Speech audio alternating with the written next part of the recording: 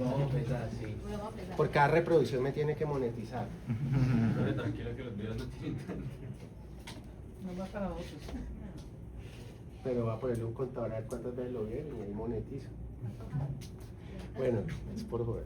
Entonces, yo siempre que inicio o que quiero conocer de un tema nuevo, lo primero, por lo menos yo, Héctor Sánchez, y es una sugerencia que yo les hago a ustedes, cuando van a ingresar a un tema nuevo, lo primero que tienen que hacer es saber qué es. ¿Y cómo sabe uno qué es algo? Definirlo.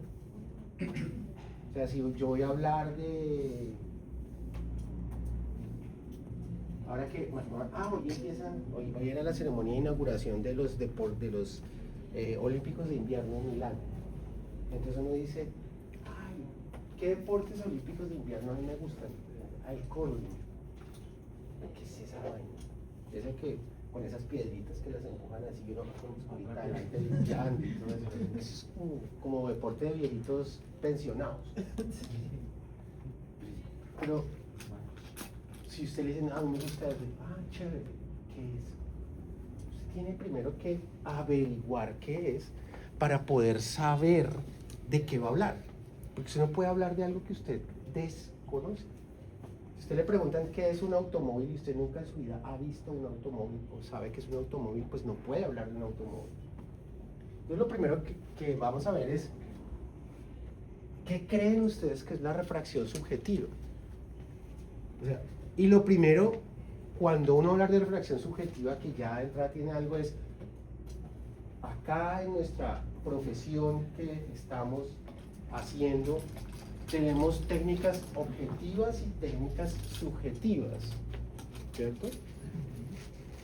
¿Cuál es la diferencia entre una técnica objetiva y una subjetiva? Porque la objetiva no tiene nada de participación del paciente, en cambio la subjetiva tiene mucha participación con el paciente. Bueno, esa es una buena respuesta. ¿Y tú qué piensas?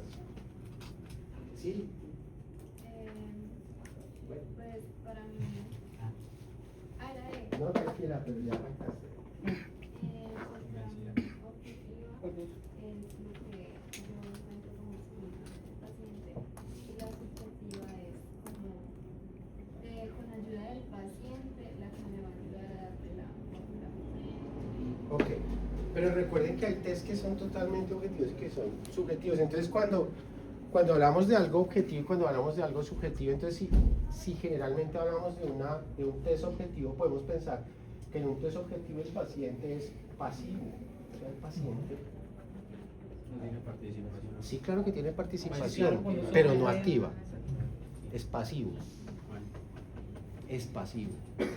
O sea, él está ahí y sencillamente nos colabora de manera pasiva, permitiendo que nosotros seamos los que evidenciamos las cosas.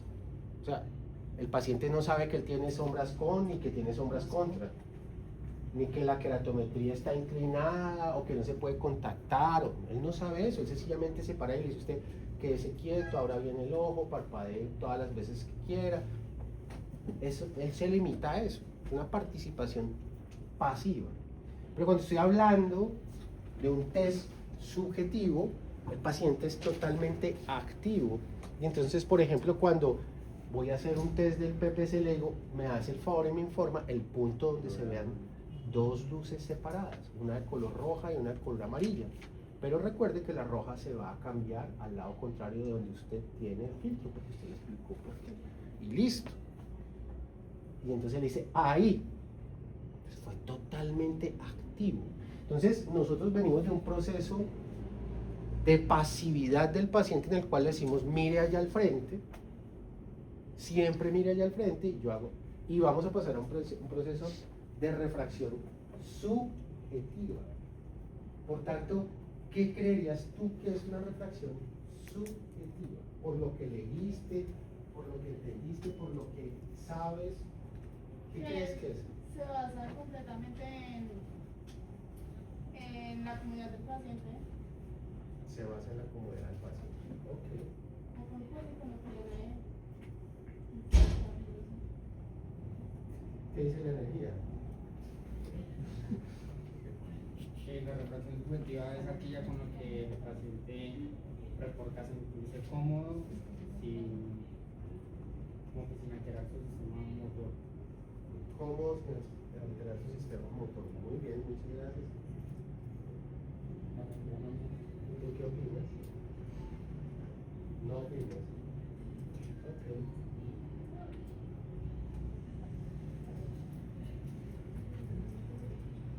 ¿Tú qué opinas? Pues, profe, después de nosotros hacer la objetiva y sentar al paciente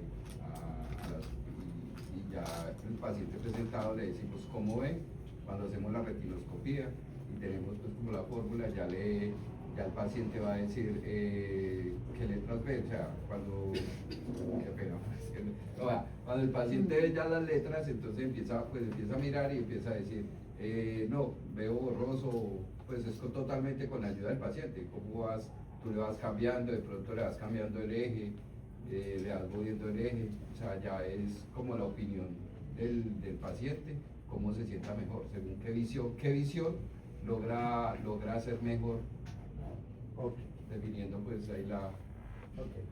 Cuando uno hace algo en la vida, tiene una finalidad, ¿cierto?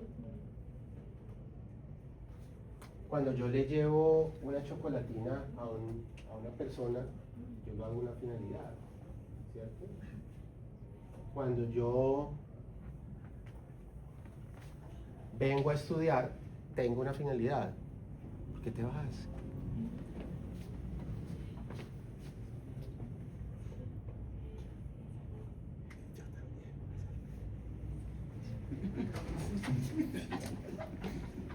Tranquila, no te preocupes. Es que creo que me equivoqué. También.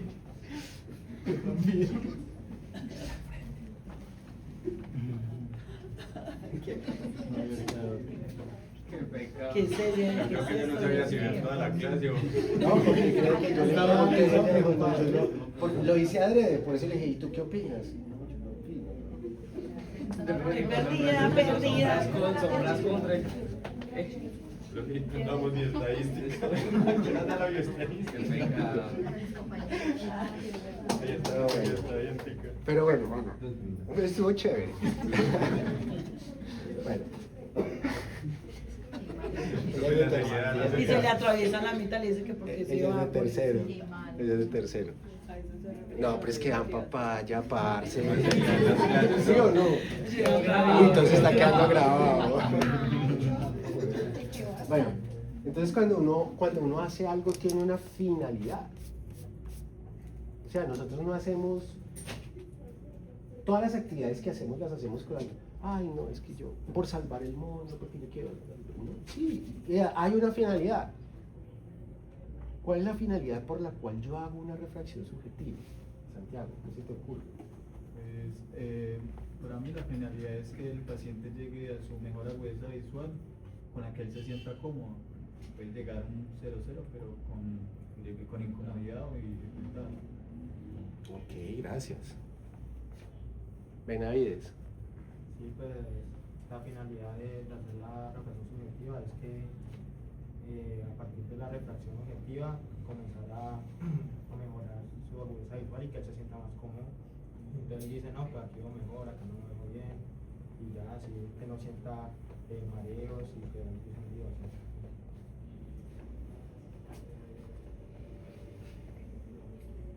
¿Y tú qué opinas? Sí, tú. Pues sí, encontrar la mejor como agudeza visual del paciente con la que él se sienta mejor. Ok, gracias. Pero para hacer todo lo que hacemos debe haber unas condiciones. Debe haber unos elementos que nos permitan llegar allá, debe haber un procedimiento. En este momento no voy a hablar del procedimiento, pero ¿creen que debe haber unas condiciones? ¿Qué condiciones? Nómbrame una que tú crees que debe haber, que es indispensable para que las cosas salgan teóricamente bien. Pues tener un paciente y tener un examinador. Sí.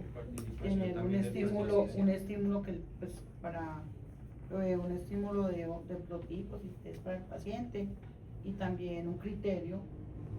Bueno, muy bien, gracias.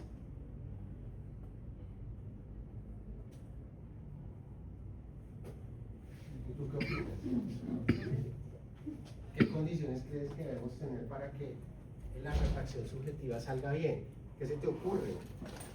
La colaboración del paciente, tener debate de la reflexión, la objetiva y no sé. Ok, muchas gracias. ¿Y el joven? Yo pienso que eso se basa más en tener ya como una información de base, que es todo lo que me gusta como en el objetivo. Y creo que lo primordial, como lo dice mi compañera Laura, es la colaboración del paciente.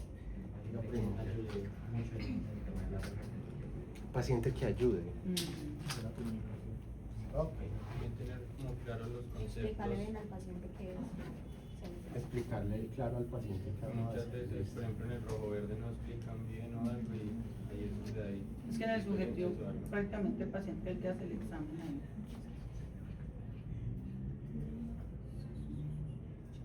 No, porque no está palabra.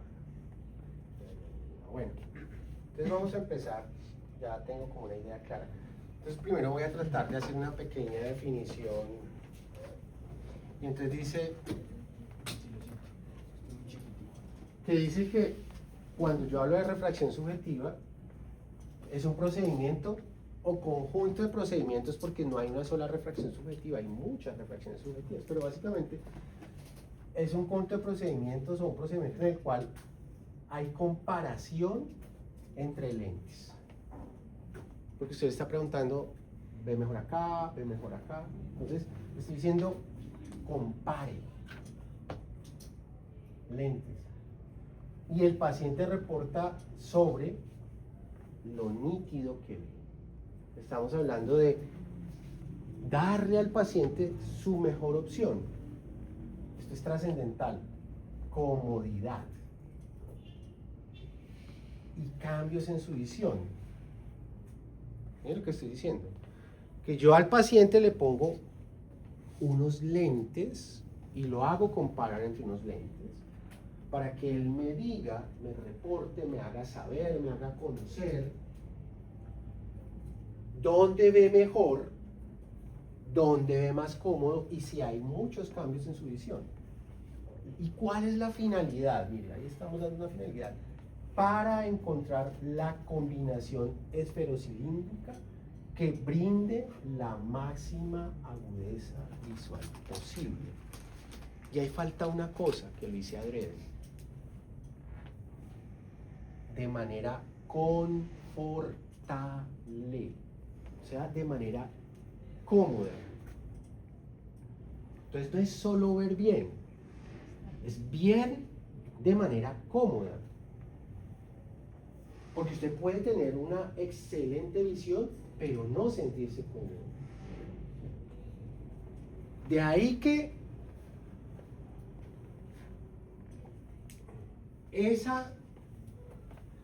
yo cuestiono mucho esta situación, y es que muchas veces los optómetros no, los pacientes van a un sitio, una óptica, al consultorio de un colega, al consultorio de uno, y usted le entrega los anteojos que mandó a hacer, y el paciente se los pone y dice, uy, me dio mareo, uy, no veo bien.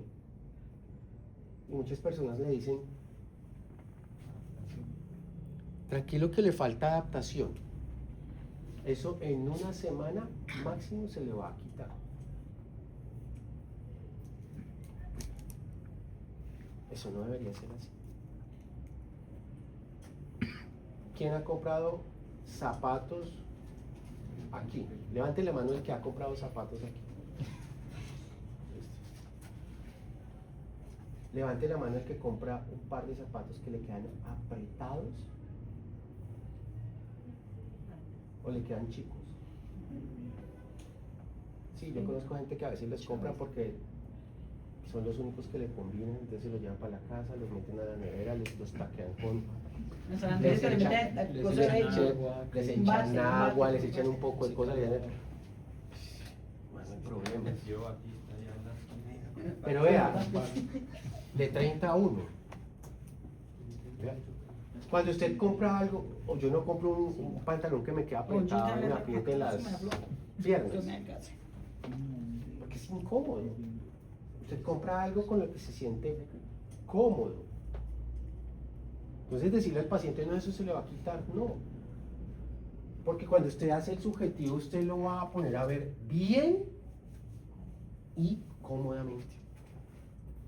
Entonces, eso es una, como ponen ahora en las redes, red flag, banderas rojas. Sí, hay que hablar en términos más actuales. Son banderas rojas. Si el paciente no se siente cómodo con lo que usted le está poniendo, no se lo mande. Porque el paciente va a regresar y en lugar de desaparecer la incomodidad, se va a incrementar probablemente. Le voy a poner un ejemplo. Si a usted le quedan apretados los zapatos, por mucho que intente agrandarlos, ellos le van a generar una peladurita. Y esa peladurita con el paso de los tiempos no se va a quitar. Con esos zapatos cada vez se va a agrandar. Entonces cada vez va a ser mayor la molestia con los zapatos apretados. Por eso los va a comprar, se va a ver bonito en la foto y después se va a sentar y no se va a parar ni va a caminar mucho con ellos porque... Y si va a bailar, pues se los quita y baila descalzo. No, es que a mí me gusta así. Yo sé que me pisen.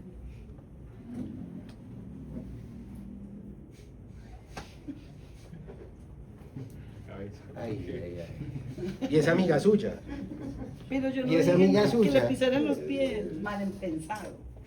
Mal pensado, usted que está pensando y yo estoy pensando mal. Entonces, cuando usted le entrega a un paciente, después de hacerle la refracción subjetiva, usted va a buscar la mejor combinación esferocilíndrica que le permita ver bien. La máxima agudeza visual posible. ¿Cuál es la máxima agudeza visual posible?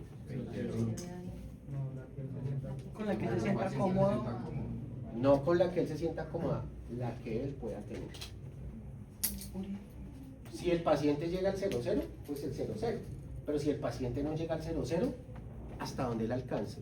¿Y cómo podemos presumir que el paciente va a llegar al 0,0 o que no va a llegar al 0,0? Por ejemplo, si es un paciente de primera vez.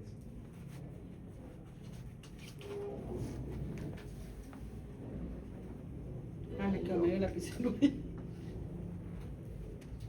A su consultorio llega un paciente de primera vez y la agudeza visual es 0,7, que no les voy a preguntar a cuánto equivale en Snellen, porque ya me gusta más Logma. Pero la agudeza visual de él es 0,7. Ojo pues. Y ese 0,7, él no sabe si ve bien o mal. Y usted, bueno, ¿cómo puede presumir que la agudeza visual de él va a mejorar hasta un punto X o Y? ¿Tienen alguna manera? Cuénteme. Profe, cuando se hace pues con el pinhole, ahí uno determina si el paciente tiene un defecto refractivo o si ya es algo pues que no va a mejorar. Entonces el pinhole se hace como para diferenciar eso. ¿Y cuál es la respuesta que usted espera encontrar con el pinhole? Que mejore agudeza visual. ¿Hasta dónde?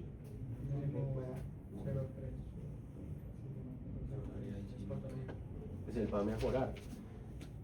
Por un ejemplo, si ese 0,7 usted le pone el pinhole y mejora a 0,3 o a 0,2, pues como mínimo usted ya sabe que la agudeza visual de él como mínimo debe llegar al 0,2, porque él con pinhole le dio 0,2. Entonces como mínimo usted lo debe dejar en 0,2. Si mejora más allá de 0,2, pues probablemente lo logre. Porque el pinhole tiene unas limitaciones, y es que entra menor cantidad de luz, etcétera, etcétera. Entonces nos da una idea, nos permite predecir. Y efectivamente el pinhole nos permite determinar si el paciente mejora, pero si no mejora, ¿qué podemos presumir? ¿Cómo? Diga, número. ¿Qué? Ambliopía. Ambliopía, ¿y qué más? Una patología. ¿Dónde? Bueno, cuando un paciente no mejora con pinhole hay varias opciones. La primera es que el paciente sea ambliope. Ahorita preguntamos una cosita. Segundo, que el paciente tenga una alteración en los medios transparentes del ojo. ¿Cuáles son los medios transparentes? La córnea, lo cristalino, o el humor acuoso, o el humor vítreo. Y la tercera es que haya una patología del fondo de ojo. en la retina, por ejemplo. Entonces, es una humilde sugerencia de parte de esta persona que hay para acá al frente de ustedes. Si yo tengo un paciente que no me mejora con pinhole ni una línea, y que por el contrario a veces hasta empeora en el momento de ponerle el pinhole, yo, ¿qué hago? De entrada, yo voy, tomo mi oftalmoscopio y hago una oftalmoscopia. Primero en visión lejana y después en visión próxima. Una oftalmoscopia a distancia y después en convencional. ¿Para qué? Para determinar si los medios están transparentes o si hay una alteración en el fondo del ojo.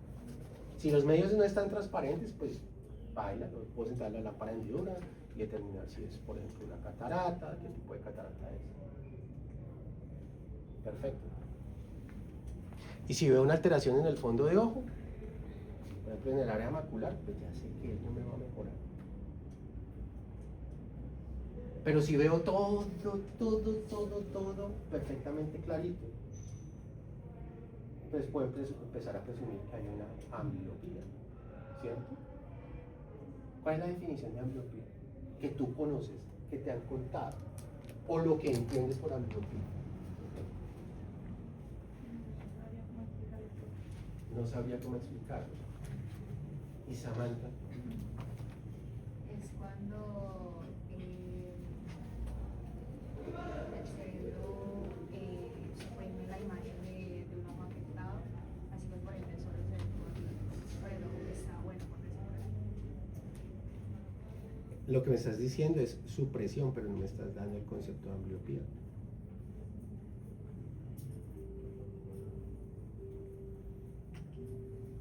¿Cuál le hizo otra amiga? Hoy no vino. Mónica, Entonces ahora usted responde por ella. Cuando las conexiones corticales no llegan bien a un ojo y al otro ojo no se terminan de desarrollar. Es por ende que el cerebro asimila o toma más la imagen del ojo que tiene mayor conexiones al ojo que no tiene tantas conexiones y se da en el desarrollo. ¿Y usted está de acuerdo con eso? Sí, pero es una condición sin causa orgánica aparente. Se puede dar también en el periodo de 6 meses, hasta los 6 meses, y se puede corregir hasta los 9 años. Pero también decía que es cuando el paciente tiene diferencia de refracción de más de 2 líneas de Eso se llama anisometropía. Anisometropía es. Eso se llama anisometropía. ¿Usted qué dice? Pues a miopía yo conozco que es cuando uno de los ojos como que llega, digamos, hay una diferencia como en la refracción de uno. Eso se llama anisometropía.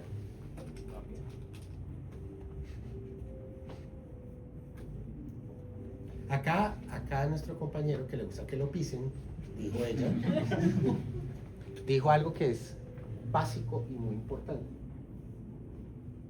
Pero habitualmente la definición de ambliopía que a mí me enseñaron y que me aprendí de un libro así casi de memoria, pero que me he tenido que ir modificando, dice que es la pérdida de agudeza visual sin una causa aparente. Por eso les dije que el fondo de ojo se veía normalito, está todo normal. Entonces, dicen, pero ¿por qué perdió visión? Porque habitualmente puede ser, una de las razones, el estímulo visual no llega de manera adecuada al fondo del ojo y por lo tanto su corteza visual no se desarrolla de manera adecuada. Una de las causas puede ser la anisometropía, otra de las causas puede ser un estrabismo, otra de las causas puede ser la deprivación. Por eso hay unos niños que nacen con una cosa que se llama tosis congénita. ¿Qué es una tosis? Se le cae al piso y hay que reconocerlo. Es por el parque. Ah, la disminución de la hendidura palpebral. Ah, porque se le cae el párpado. No le pisaron muy bien. La disminución de la hendidura palpebral a límites mayores a lo normal, lo que impide que la luz llegue al fondo del ojo y haya un estímulo adecuado.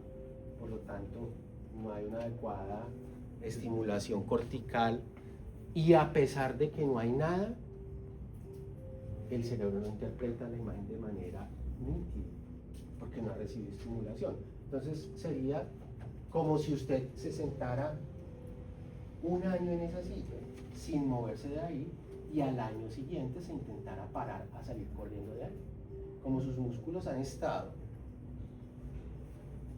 inmóviles durante tanto tiempo, cuando intenta volverlos a utilizar no van a funcionar adecuadamente.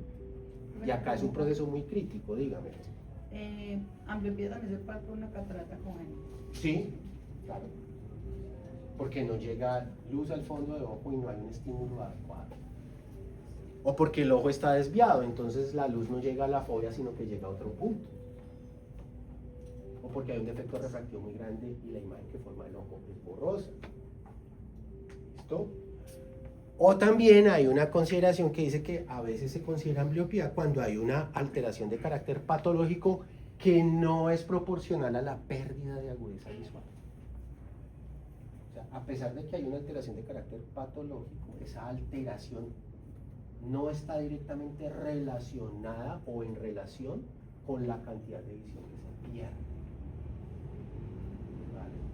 Pero lo que nos está diciendo acá es que aparentemente, sin haber una causa justa, hay una disminución de la agudeza visual a unos mínimos que no se recuperan. Entonces, usted tiene que determinar eso en el momento previo a hacer la refracción, porque esto no me ha pasado, eso me lo contaron. Uno llega a un consultorio y le dice al estudiante: ¿cómo vas? No sé qué tiene este paciente, le ha hecho refracción 5 veces y todas les da más 0.25 con menos 0.25 por 0, lo senté en el autorref y hace 2 horas me dio más 0.50 con menos 0.25 por 175 y no mejora, profe, ¿yo qué hago? ¿Ya le hice oftalmoscopía? No, porque si yo le hice primero la retinoscopía.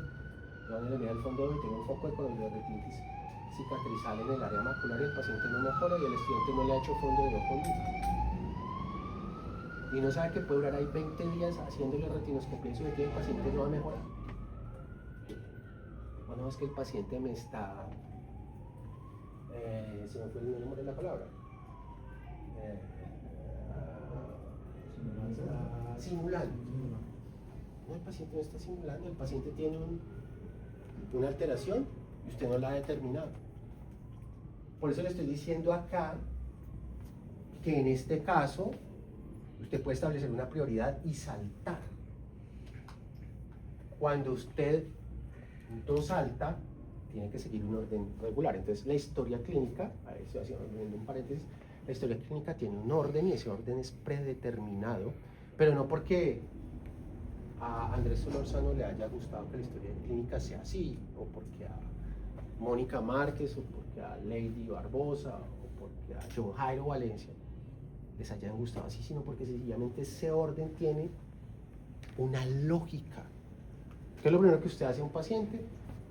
Siempre el paciente le puede llegar a usted con el ojo vuelto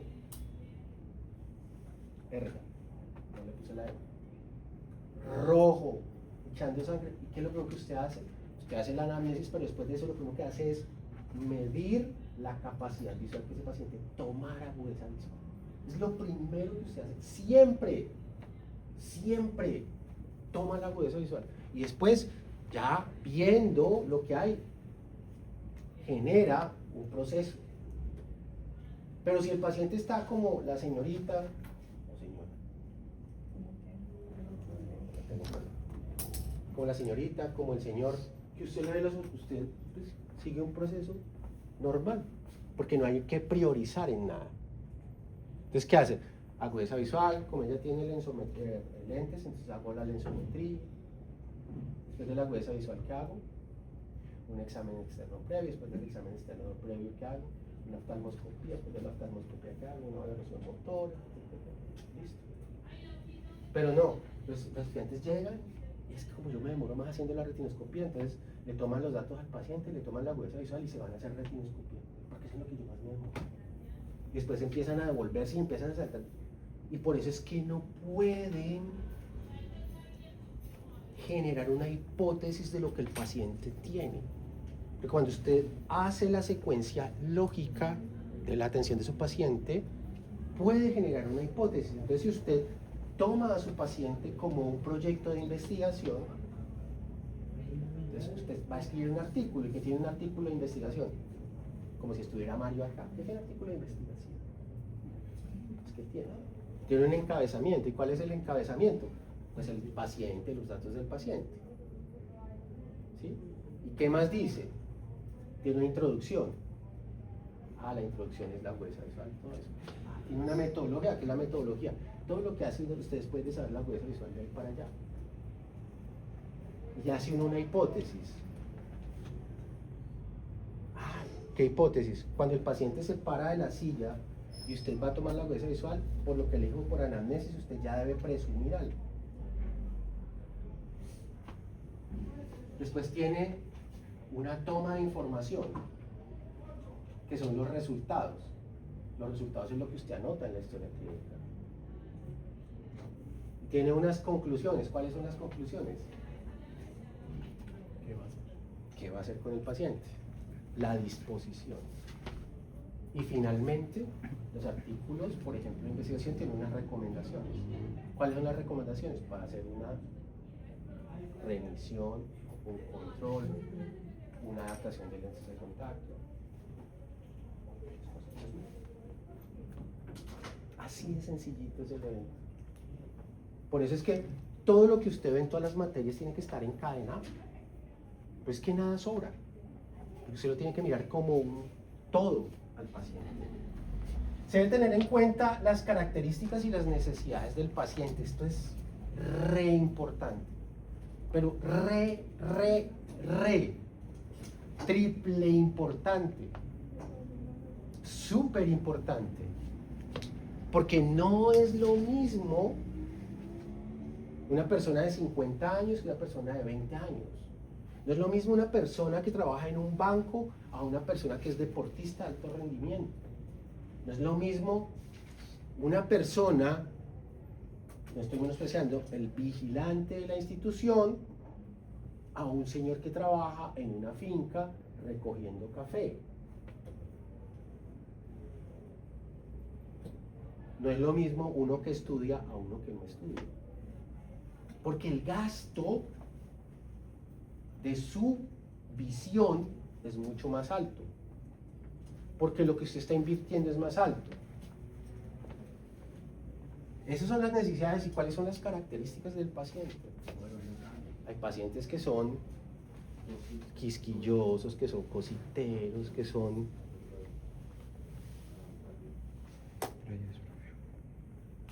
hipersensibles, que tienen un trabajo X, que tienen un trabajo Y, que les gusta leer en la oscuridad, que les gusta leer. Usted tiene que tener eso en cuenta para que al final este procedimiento nos arroje este elemento que es con el que él se va a sentir cómodo para lo que él lo necesita. Por eso es que usted le pregunta a él a qué se dedica. Y ahí es cuando yo les sugiero también de manera respetuosa y humildemente que a mí me causa mucha gracia ver cómo le miden la agudeza visual a los pacientes en visión próxima. Y eso es regeneralizado. Vean y pueden y le tapan el ojo y les ponen acá, alto, ¿no? Léame. La cartilla de ustedes la entregan. Coja la cartilla. Lea a la distancia que usted normalmente lee. Porque ahí usted se da cuenta de los hábitos que el paciente tiene. Porque hay pacientes que dicen, no, es que a mí me gusta leer acá, que yo leo acostado.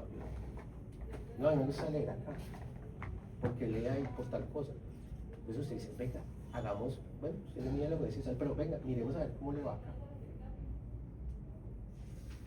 No es que yo trabajo allí al frente, antes era Pacheco, el señor de cabeza blanca que les vendió la sastrería a los que hay ahora. Yo trabajo todo el día en una mesa y entonces yo tomo las medidas a esta distancia.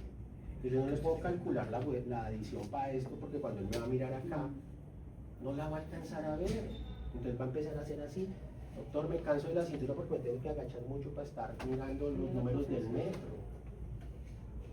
O si usted es un pastor evangélico y en el atril tiene su Biblia, entonces no alcanza a leer allá. O si es un sacerdote, el misal lo tiene casi a 1 metro de distancia. Entonces usted tiene que tener en cuenta esa información.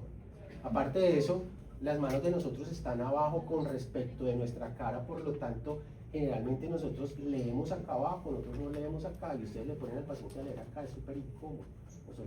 Nuestros ojos cuando leen hacen esto y descienden levemente. Y ustedes lo ponen a leer acá. Un piloto.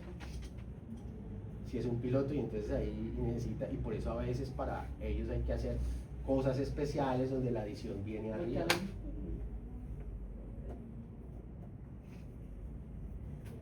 Usted imagínese un piloto con los instrumentos acá y aterrizando acá en Pereira. Pásalo de eso. Me pasa lo de ella.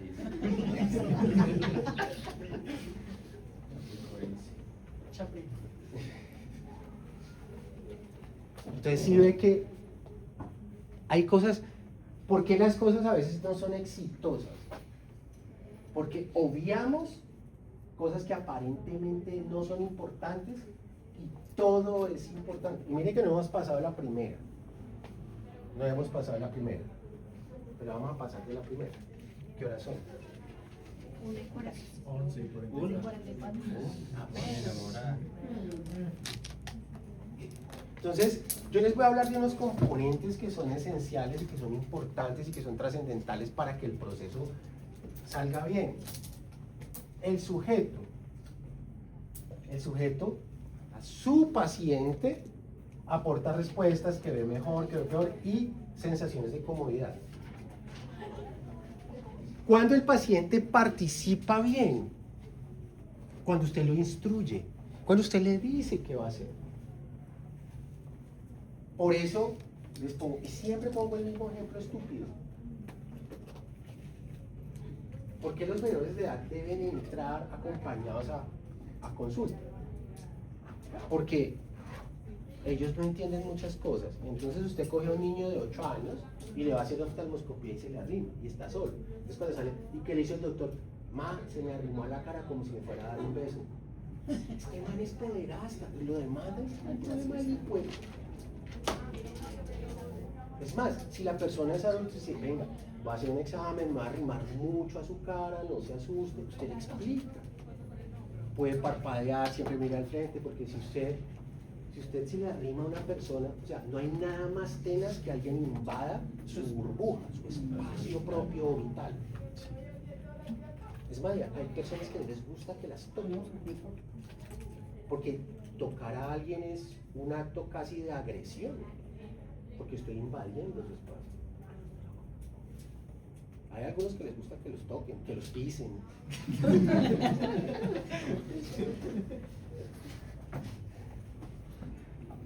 Pero hay otros que no. Y son, ¿no se acuerdan las características del paciente? Y son demasiado quisquillosos, hipocondriacos.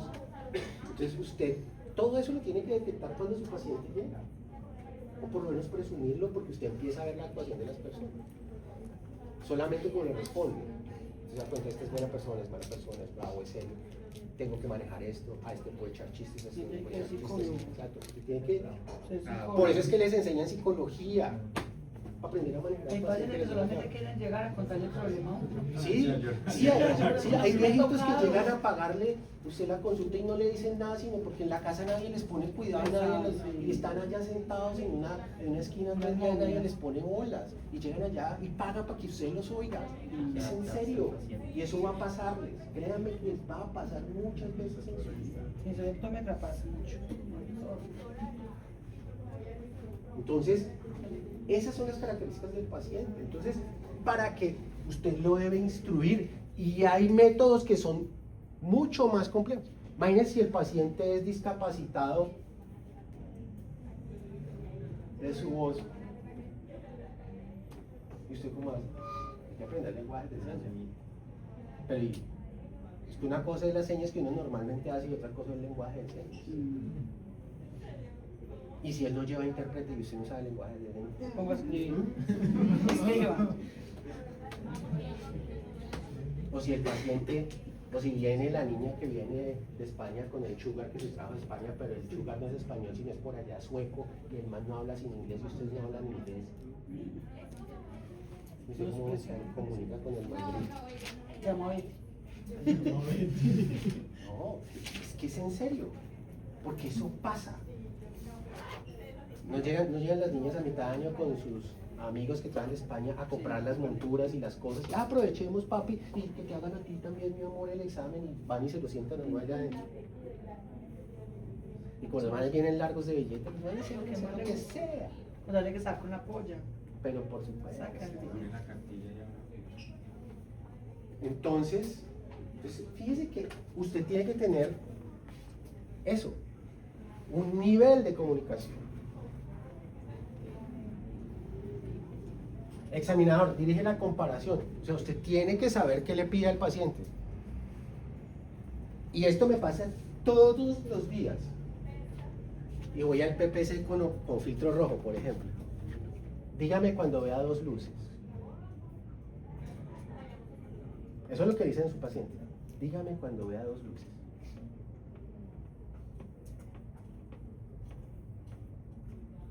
Dígame cuando vea 2 luces. Cuando vea una luz roja y una luz blanca, una al lado de la otra, separadas de tal manera.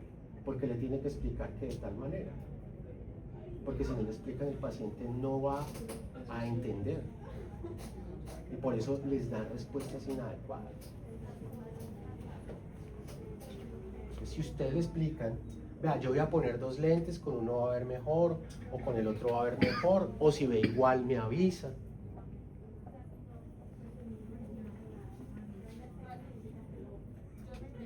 Ay, no, se saltaron las películas. Pero que me devolví, ¿por qué?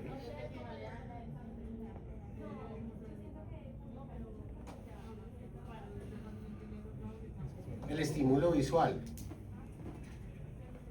¿Usted qué va a poner a ver al paciente? ¿Qué carta? ¿Qué tipo? ¿Qué va a poner a ver al paciente? Oh, míreme allá y le pone una pared blanca. Mira, hay cosas tan complejas como esta. Yo no sé si se las habrán preguntado, pero pregúntensela en este momento. Le dicen al paciente, dígame cuando vea borroso. ¿Qué es ver borroso? Y así miden la amplitud de acomodación, por ejemplo. Y resulta que el paciente tiene un astigmatismo de 5 dioptrías ubicado a 30 grados, que a toda hora está viendo borroso. Y él no sabe. ¿Qué es ver borroso?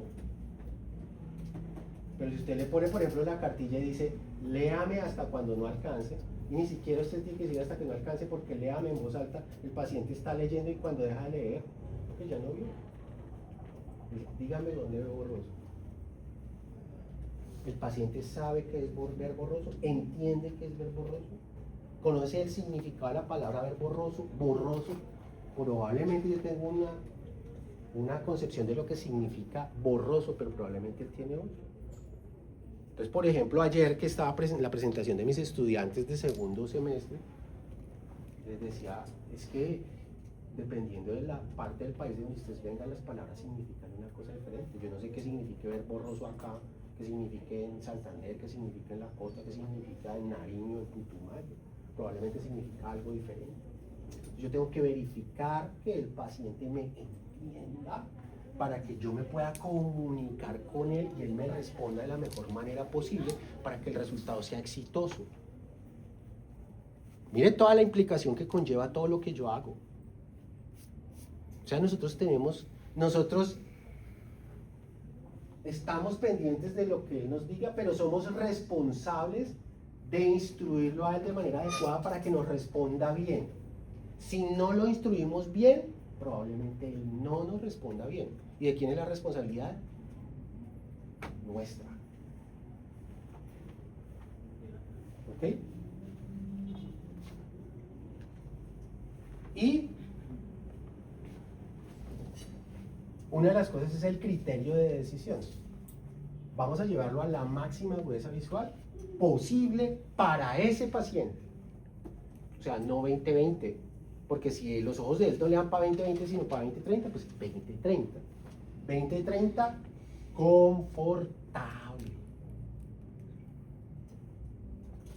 Y cuando yo sea capaz de decidir, de acuerdo a lo que él me expresa, cuál es la mejor opción, estoy ganado. El problema es llegar a adquirir el criterio de decisión.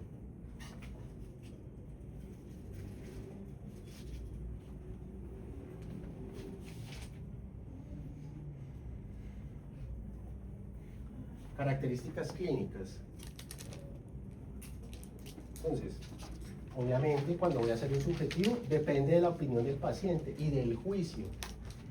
Entonces, cuando yo hablo de juicio, pónganle cuidado lo importante que debe ser esto. Cuando yo hablo de juicio no hablo de que sea juicioso o sea desjuiciado, o que sea un bandido o una bandida. Hablo de que el paciente tenga buen juicio porque está en condiciones adecuadas de responder.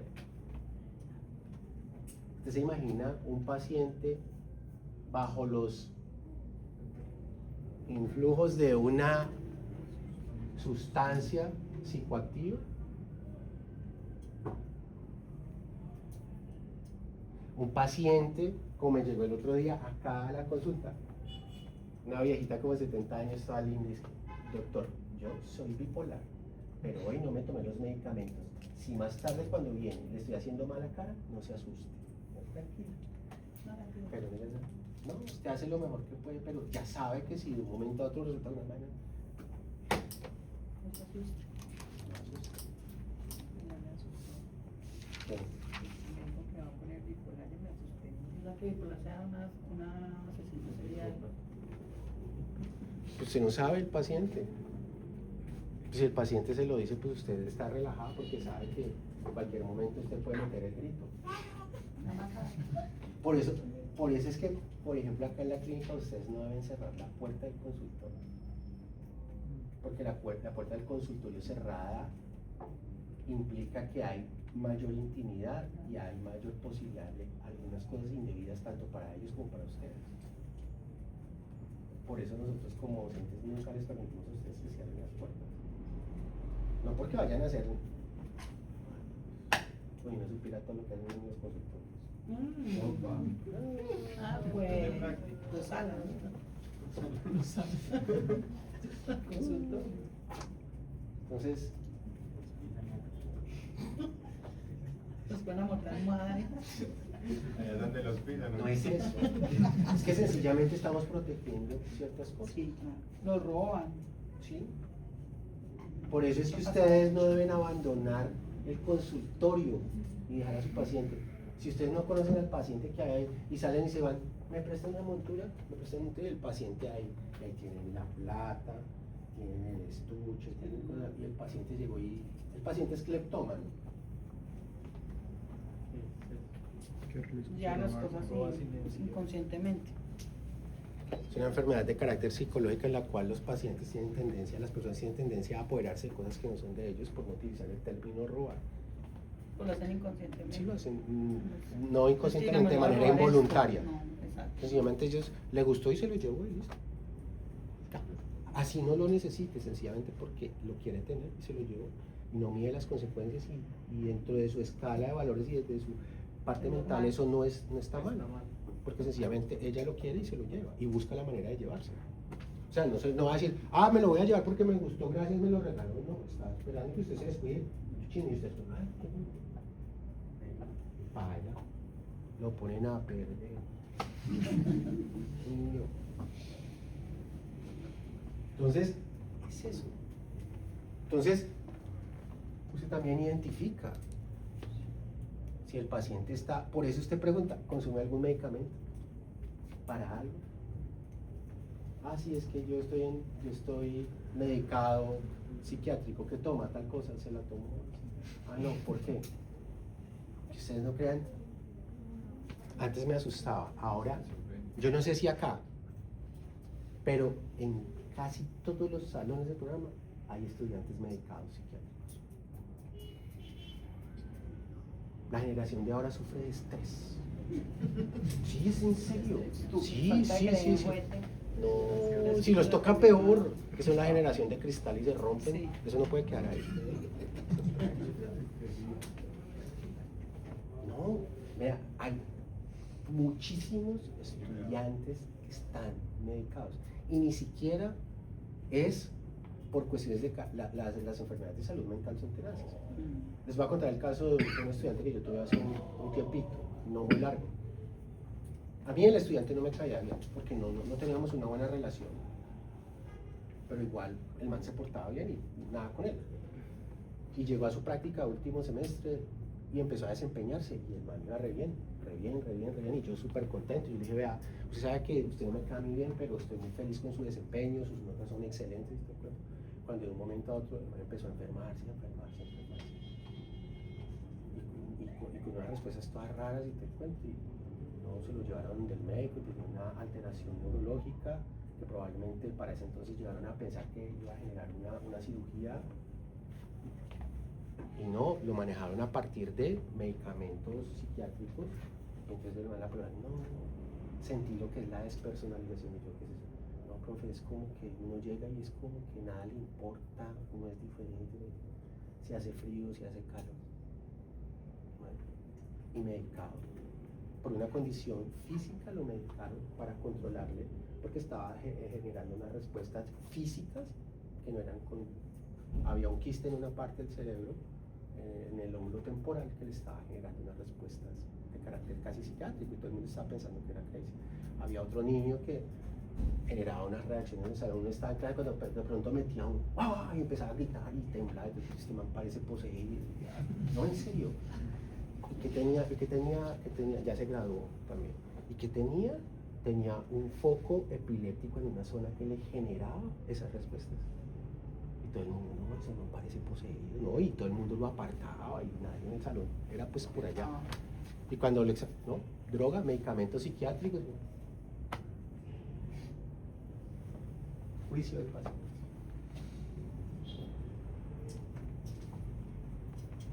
Esto no tiene explicación. Exige comunicación clara y cooperación durante la práctica. ¿Qué quiero? Entonces lo tengo que expresar claramente. Y esto es básico. Busca no solo ver bien, sino sentirse bien. Ver y sentirse bien. ¿Vale?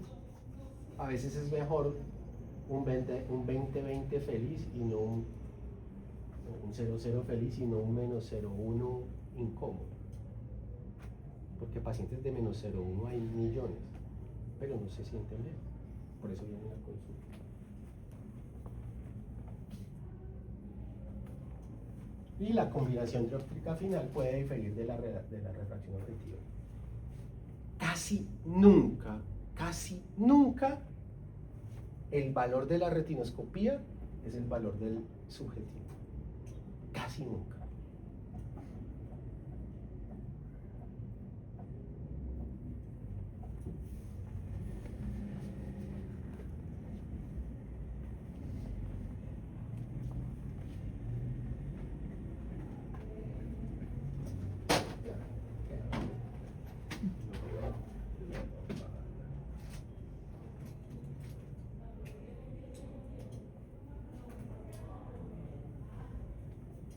Bueno,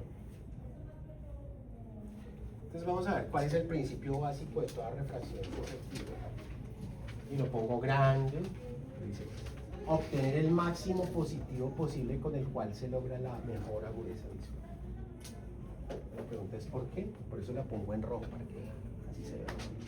Entonces, mire, obtener el valor más positivo que yo pueda en la RX del paciente o el menos negativo, que termina siendo igual al máximo positivo posible, con el cual se logre la mejor agudeza visual. La pregunta es, ¿por qué el máximo positivo? ¿Hay alguien que me quiera decir por qué el máximo positivo? Profe, pues yo puedo suponer que, por ejemplo, pacientes míopes, entre más negativos se le ponga, ellos pueden lograr mejor agudeza visual. pero pues eso no es necesariamente bueno. ¿Por qué? Porque puede terminar hipercorregido, puede estar, ¿Y qué implica que esté hipercorregido? que la activación puede estar forzándose y puede generar otros problemas. Usted me dio la respuesta correcta y lo tiene claro.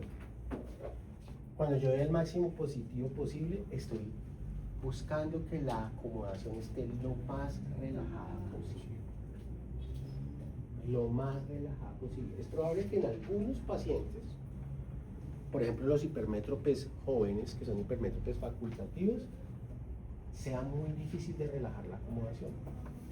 Y más en pacientes como ustedes o como la generación actual, y eso me incluye, aunque pues yo con esta acomodación ya no voy a hacer un espasmo de acomodación, pero como estamos todo el día pegados de las pantallas y de los dispositivos a distancias cortas, pues tenemos tendencia a tener una acomodación muy activa, y eso hace que activar la acomodación sea muy sencillo, pero relajarla sea muy difícil. Tanto que por naturaleza es así. ¿Alguien sabe cuánto se demora el ojo para acomodar? De visión lejana a visión próxima, ¿cuánto se demora aproximadamente? En tiempo. Nada. 3 segundos. No, yo creo que Muy poco. Pero es que muy poco es muy subjetivo. Muy poco para mí puede ser. Porque, por ejemplo, Westcott dice que para él tener plata en el bolsillo, muy poca plata es tener 10 millones de pesos en efectivo en el bolsillo. Eso es muy poquito, eso es para los dulces.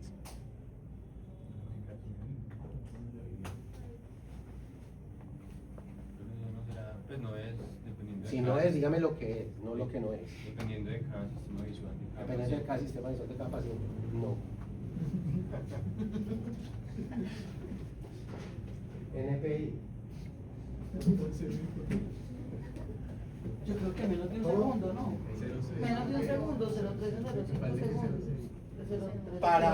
Para modificar nuestra acomodación de visión lejana a visión próxima, teóricamente, en condiciones normales, un ojo debería gastar aproximadamente 0,3 a 0,4 segundos, o sea, entre 3 a 4 décimas de segundo. Muy poco. El Westcott de la... Muy poquito. Muy poquito. ¿Y cuánto se demora en relajar la acomodación? O sea, para ver de visión lejana, de visión próxima a visión lejana. Aproximadamente entre 6 y 7 décimas, o sea, 0,6 a 0,7 segundos. Entonces es más fácil acomodar que relajar. Por eso es relájate. Es difícil.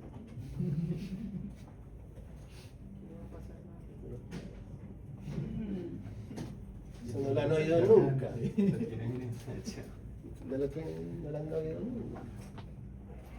Entonces, relajar la acomodación es más difícil, inclusive por naturaleza.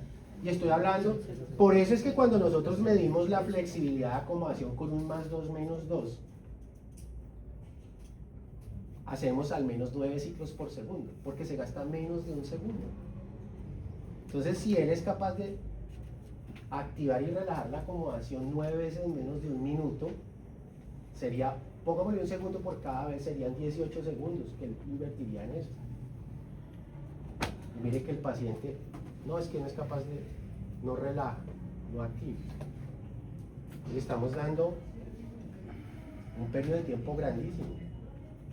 Por eso es que debe como mínimo cumplir con 9 ciclos. Esa es la razón, porque en condiciones habituales una persona debe activar o relajar su acomodación en menos de un segundo. Y empiezan, ahora sí, ahora sí. No se vaya que esto se pone bueno. Trae algo.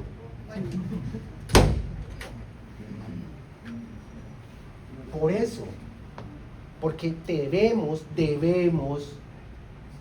nuestro deber es tratar de controlar al máximo la acomodación para tenerla lo más relajada posible.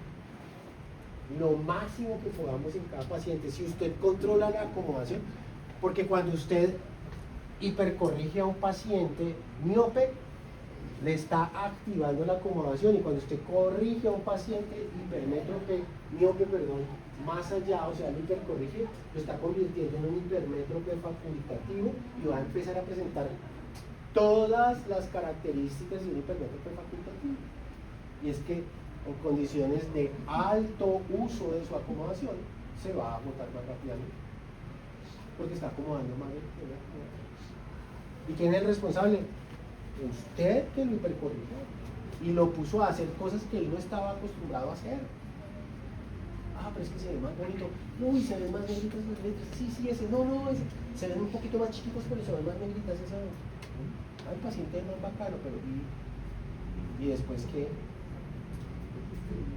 Y ese no es el grave problema. El grave problema es que tenemos en este momento N.000 pacientes que están hipercorregidos negativamente, y corregir esa hiperacomodación es dificilísimo. Es de las cosas más difíciles que hay. Si usted tiene un paciente que tiene -2, usted le manda -3.25 y el paciente con los 2 ve bien, 0. Usted póngale el -2 al paciente que viene usando -3.25 y a los media hora llega diciéndole que veía mejor con las gafas de antes y que así le duele la cabeza. Profe, una pregunta, pero eso ocurre más con los miopes, ¿no? Cuando son hipermétropes, que No, siempre porque más el confort con más fórmulas. Si no, es que el hipermétrope pues, obviamente está acostumbrado a acomodar y empieza a rechazar toda su corrección. Por eso es que los hipermétropes facultativos, un criterio de corrección es que si por ejemplo es una persona joven, él no. Por ejemplo, él. Si una persona joven que es asintomática y tiene una hipermetropía que no está generando ninguna molestia, incomodidad, ninguna alteración acomodativa ni motora, usted lo puede dejar sin corregir. Yo he visto irse de acá pacientes, no míos. Un día había un paciente de 18 años que tenía más 2.75 esférico en ambos ojos y se fue neutro porque estaba cómodo. Todo su sistema funcionaba bien, su acomodación, su convergencia, sus reservas, su encuentro, y no tenía manifestaciones. Pero he tenido pacientes de más 0.25 que sí, el más 0.25 les quita el dolor de cabeza, el dolor de reconocimiento de la primera. Son asintomáticos de terapia visual.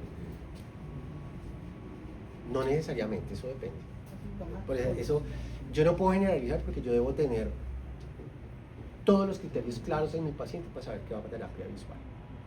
O sea, hasta que yo no lo tenga claro, tengo que tener todo lo motor y todo lo acomodativo y todo lo sensorial para saber que se va para terapia visual. Por eso a veces uno remite a un paciente porque uno en integral hace todo lo que es motor y todo lo acomodativo, pero no hace lo sensorial se lo hacen en terapia visual, y en terapia visual le hacen unos test que no se los hacen sino allá y determinan que está bien y que no merece. Ah, bueno, vale la pena, pero eso no depende de nosotros, depende de evaluar el contexto completo.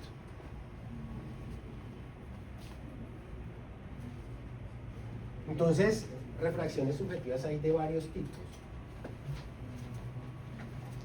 Según la condición de evaluación, puede ser monocular y binocular, y según la distancia, en visión lejana y en visión próxima. En visión lejana y en visión próxima.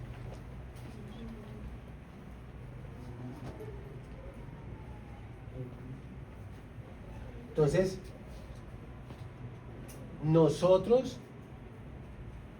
si nosotros nos fijamos en esto, es exactamente igual a como tomamos agudeza visual. Ojo derecho, ojo izquierdo, ambos ojos. Monocular. Ojo por ojo y después los dos ojos. Y primero en visión lejana y después en visión próxima.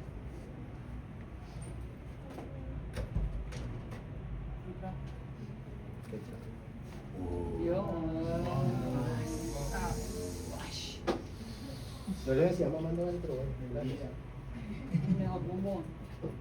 Super coco. ¿Cómo? Que no hay presupuesto. Que hay poquita plata y gruesa. Lo que importa es el detalle.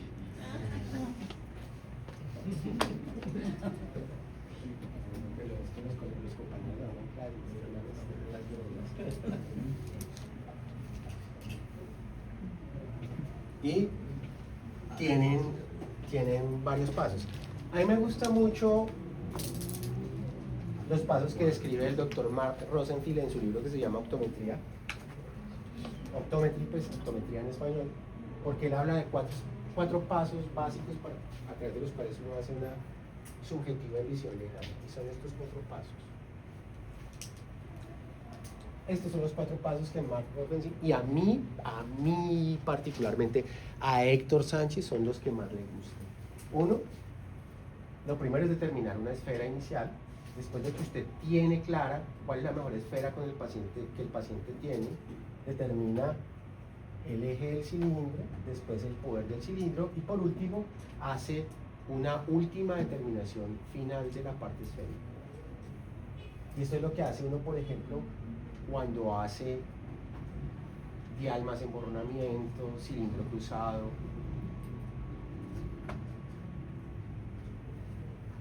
Esto. Porque hay otro autor que se llama Borish, el del libro así de grandote, que se llama Clinical Refraction, que habla de 6 pasos, pero no, es muy complejo. Me parece que estos 4 pasos resumen lo que uno hace cuando hace subjetivo al paciente. Y si ustedes toman estos 4 pasos, que la mayoría de las veces se cumplen a rajatabla. Ahora, cuando el paciente es miope o hipermétrope puro, pues solo tendremos el primero. Estos 4 pasos los tenemos cuando estamos hablando de un paciente que tiene un astigmatismo. ¿Listo? Pero si el paciente es miope o hipermétrope puro, solamente tendrá el primer paso. Estos 4 pasos hablamos cuando el paciente tiene un componente de astigmatismo, inclusive si el astigmatismo es de 0,25.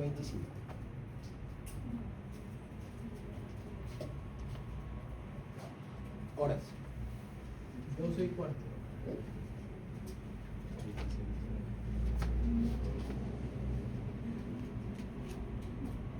Y el punto de partida, yo creo que con esto vamos, y con esto vamos a dejar acá. El punto de partida, y también por eso lo pongo en rojo para que se resalte, dice, para iniciar se debe tomar el valor de la refracción objetiva, o sea, de la retinoscopía estática en visión mecánica.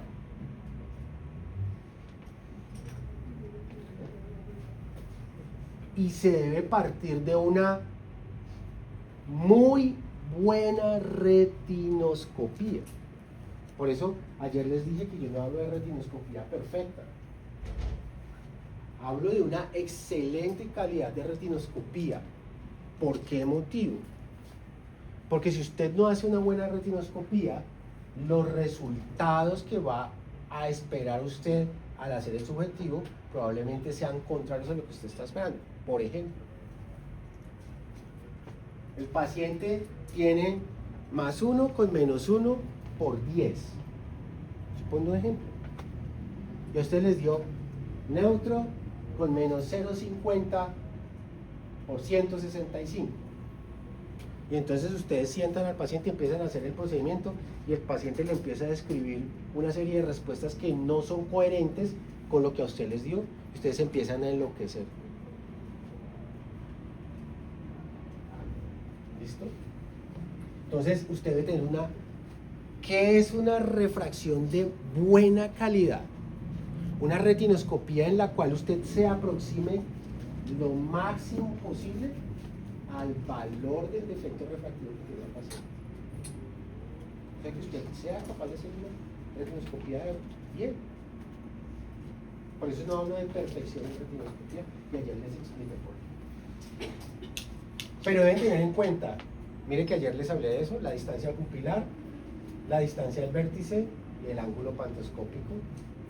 ¿Qué es la distancia del vértice?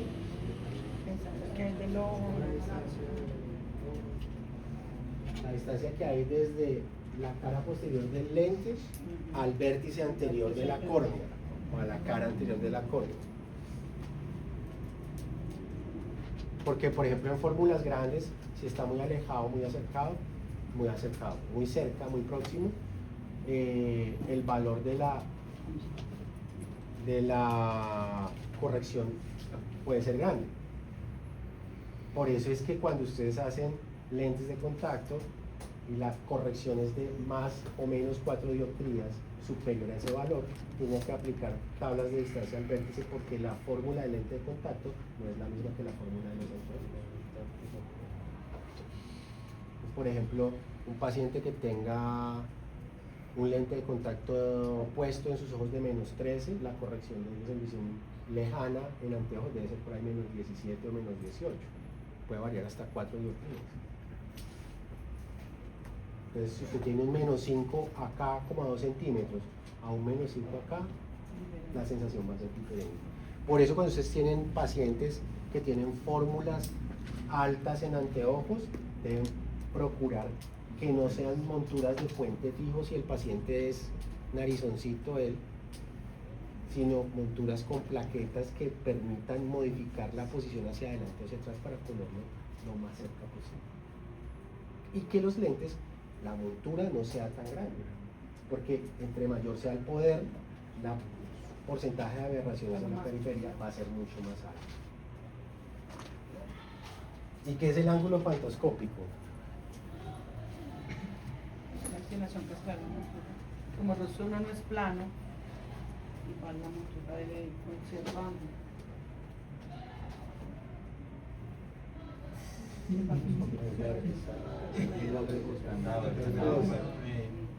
Se va a dar el bozo. Ah, no, ya lo dejó. Es que De bebé. Está en proceso. Parece un juez de una hormiga. Viste, le ve mono para que le vea.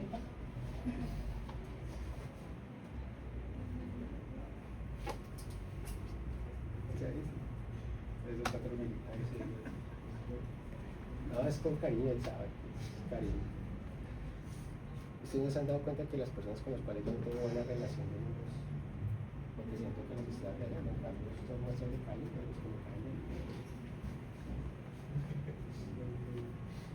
bien. Entonces, el ángulo pantoscópico es una inclinación que se establece entre el plano perpendicular del piso con respecto al lente. En condiciones habituales, ese ángulo debe ser de aproximadamente entre 10 y 12 grados, o sea que el lente no debe estar totalmente perpendicular al piso, sino que debe estar levemente inclinado. Por eso es que algunos tipos de lentes no se sugieren también monturas fijas, monturas en pasta que no se pueden inclinar, sobre todo las monturas, los pacientes que tienen lentes progresivos, porque en visión próxima, por decir, uno desciende los ojos y los hace un poco hacia adentro. Si usted desciende los ojos y no encuentra por dónde mirar, tiene que empezar a compensarlo con posiciones de cabeza, y eso es lo que le genera incomodidad al paciente. Y esa es una de las grandes dificultades, por ejemplo, del foróptero, que el foróptero está totalmente derecho y está viendo solo de frente. Después hablamos de todas esas cosas. Por hoy voy a dejar ahí. Gracias, profe. Espero que estas pequeñas, y no hemos empezado, estas pequeñas cositas que les he dicho hoy a manera de introducción, los pongan a reflexionar acerca de lo que ustedes, como futuros profesionales de la optometría, deben hacer. Y muchas veces el éxito de una consulta ni siquiera es que ustedes sean buenos haciendo retinoscopía, sino que sean buenos haciendo subjetivo, porque se comunican bien con el paciente y saben.